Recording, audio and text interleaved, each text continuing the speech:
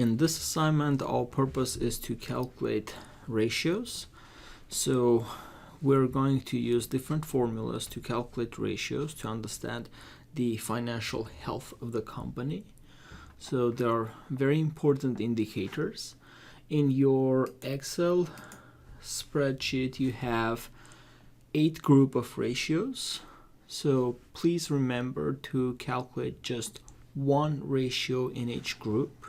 So first group, second group, third group, fourth group, fifth group, sixth group of ratios, and 7th and 8th group of ratios. Do not calculate all the ratios because we don't have that time.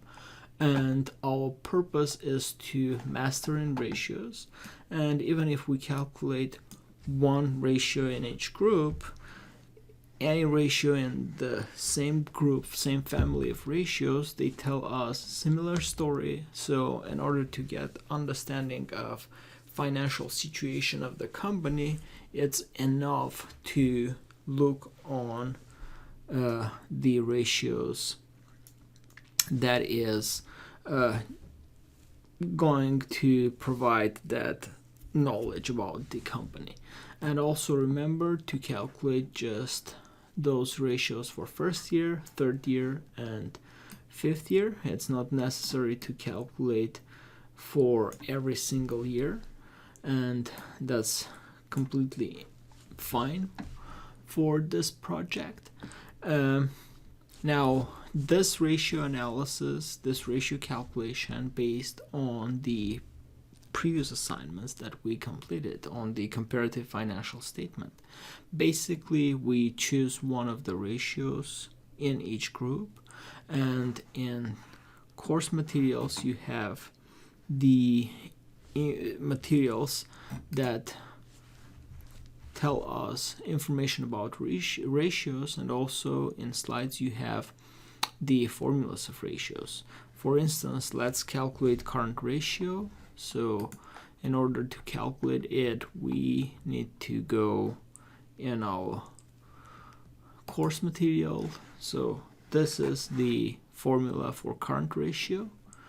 So current ratio is equal current assets divided on current liabilities.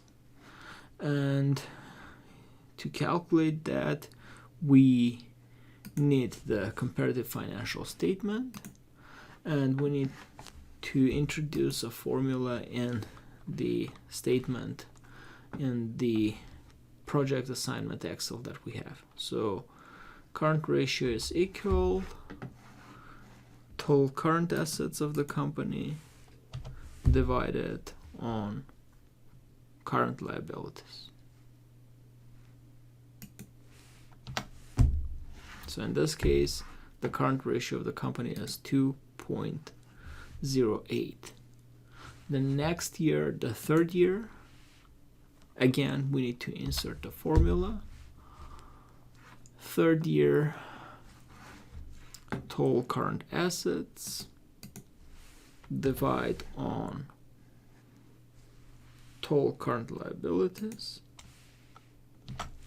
In this case it's 1.82, and in the same way you need to move forward and calculate the ratios for the fifth year. So for this family of ratios, calculating only current ratio is enough. So that's my expectation from you. And let me show another example in the second family of ratios, in the second group of ratios. Let's pick one of the ratios and calculate. For example, in this family of ratios, let's calculate just first one, return on common equity. So return on common equity is equal net income minus preferred dividend requirements divided on common equity, goodwill, intangible assets, plus deferred tax liability. So as you can see, this is very complicated formula, and we subtract from net income the preferred dividend requirements because we want to make the net income figure more precise, and also we subtract from common equity goodwill, intangible assets, and also we add deferred tax liability, because again we want to make the common equity figure more precise.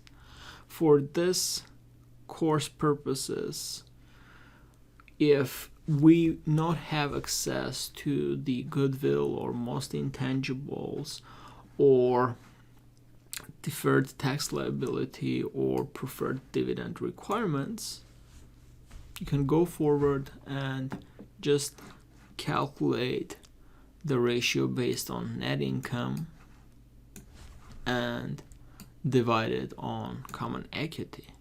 That's fine, but remember that there are some corrections in financial analysis when you calculate the ratios, and to get more precise ratio, which will tell you very detailed information about the financial situation of the company, these corrections are necessary.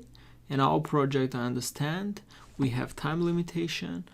This is something that we use in practice in calculation of ratios. If you meet some challenges and you will not be able to find the secondary minor items, just use the first two items in the left hand, so net income and common equity.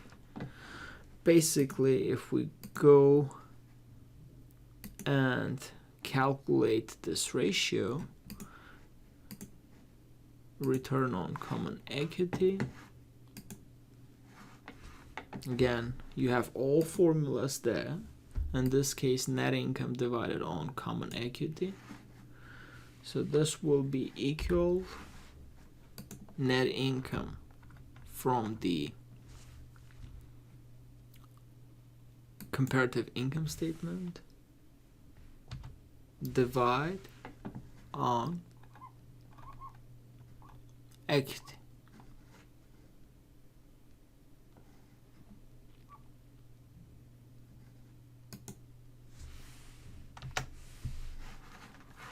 Again, for the third year,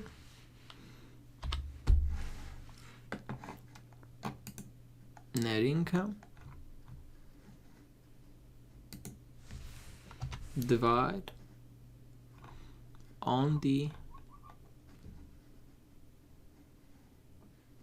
equity, which is in the balance. So here you go. Here is all the techniques to calculate those ratios. As I mentioned in the teaching materials, you have formulas of all ratios. So again, if for some reason you are unable to get some detailed financial data in order to make your formula complete, just use the general items. And for instance, in case of the capital turnover, if you want to calculate that and you are unable to find the short-term payables, just go ahead and divide sales on tangible assets, which will be enough to get understanding of the company's financial situation. So in the same way, per share ratios, in the same way, the price ratios, all formulas are available for you. Thank you so much. Bye-bye.